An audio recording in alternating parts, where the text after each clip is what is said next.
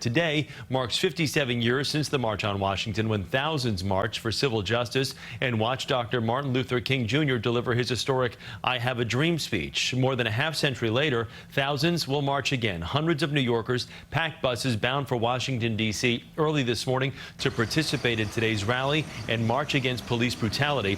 Right now, crowds are packing the National Mall. You can see the Lincoln Memorial in the background as activists and families of those killed at the hands of police stand on the steps of the memorial demanding reform and racial equality.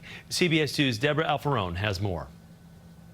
Crowds began gathering early this morning at the Lincoln Memorial, where Martin Luther King Jr. delivered his historic "I Have a Dream" speech exactly 57 years ago. It's been too long, too much to bear, and we're tired. Just days after another police shooting of a black man, civil rights advocates will call for comprehensive police reform and racial equality.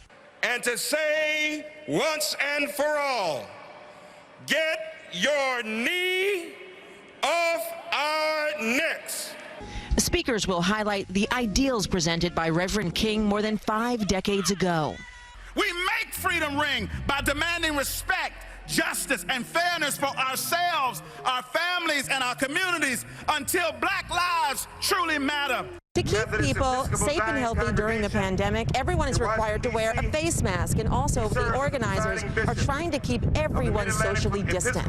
It's just awesome to be a part of something like this, really. Family members of men and women killed by law enforcement officers will be among the speakers. Because we know that progress is not easy. And after the speeches conclude, the crowd will march to the Martin Luther King Jr. Memorial.